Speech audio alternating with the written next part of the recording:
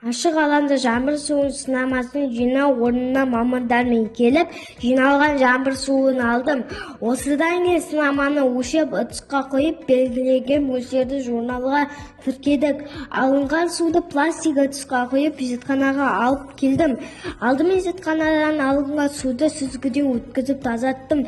Суға метил, оранж, тамызық, тұз қышқылы мен барий хлоридін қостым. Олар әрекеттесіп, сульфат тұздары тұнбаға түсті. Суды қайнатып көлемін азайттым да арнайы көк лента сүзгі қағаз арқылы сүзіп алдым.